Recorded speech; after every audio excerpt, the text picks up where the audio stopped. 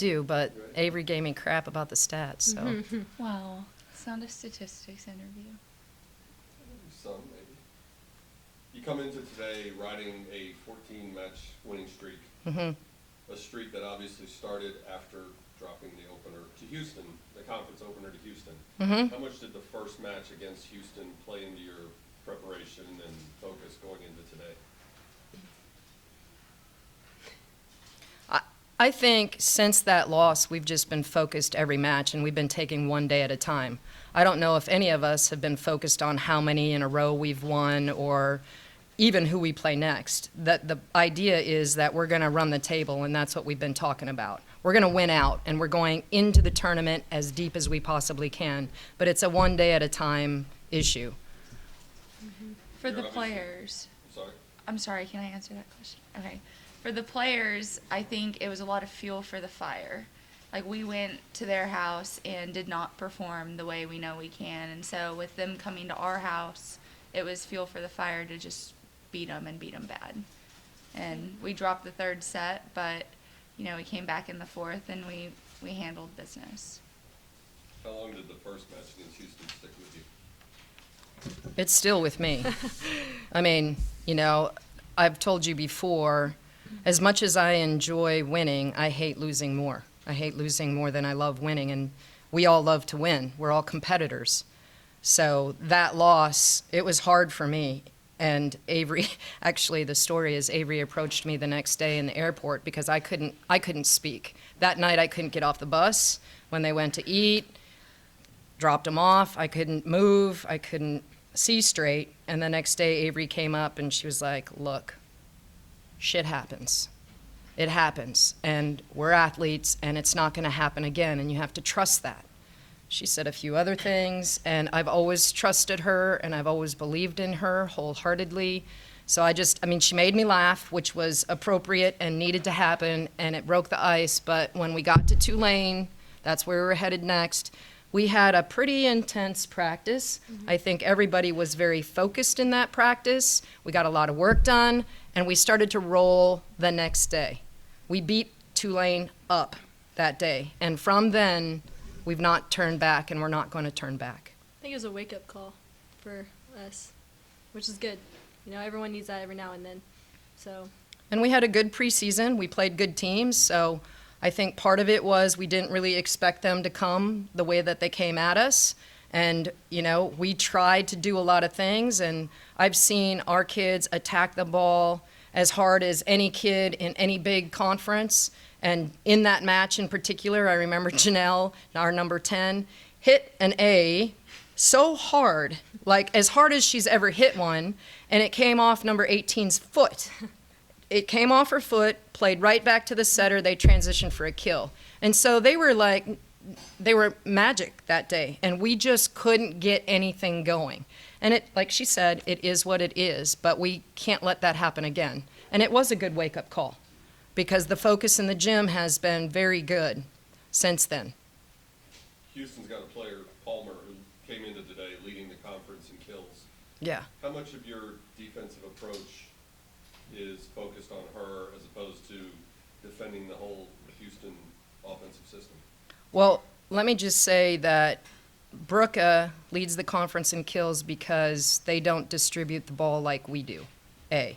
B, from a defensive perspective, we know what she was going to do. We went into practice yesterday, watched the film on her and the team because they have other attackers, and we put Morgan in a place where she could dig balls, our block in a place where they could touch her and slow her down. She got her kills, but she didn't get she didn't hurt us the way that she has hurt other teams. We were prepared. Morgan's been Defensive Player of the Week 5 times this year. Mm-hmm. But you're holding opponents to, at least going into today, hitting 145, top 10 in the country. Yep. How much of it is Morgan and how much of it is, or what's the key to your defensive success this year? Well, Morgan's a huge part of it, but we play amazing team defense. You know, we have a setter who not only leads the country in assists, but she's one of the best defensive setters in the country. In my opinion, this is one of the best, if not the best, libero in the country, and I've even heard that from Pac-12 coaches. along with that, we play really good team defense, and everybody is in system in terms of the way that we play team defense. And everybody has bought in, and that's huge. And we can make adjustments in a timeout. We can play tip defense. We can pull that out. It just depends on how they're attacking us. So we're committed to team defense. We're committed to defense. That's been my fundamental basis for 20 years. Our block is a big part of that too. Yeah. We scare people and they err because they're scared to hit into our block. Which, I mean, we have big girls up there that jump high, so you know, if Beastie. I was a hitter, I'd be nervous going You out to are hit a the hitter. ball. Yeah, you know, every once in a while.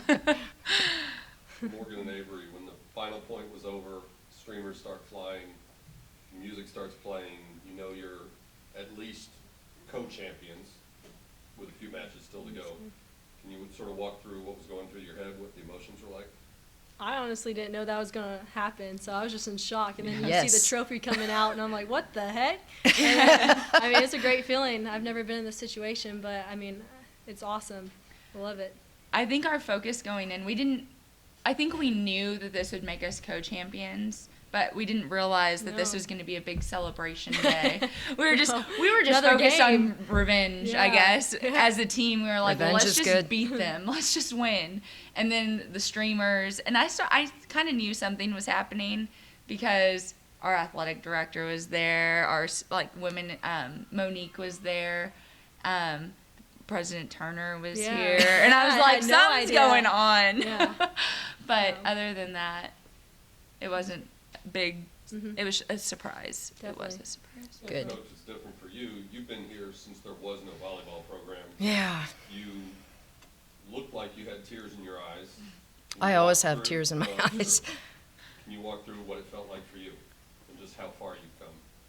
I mean, I'm proud and I'm excited for this group. This group has worked harder collectively than any group that we've ever had.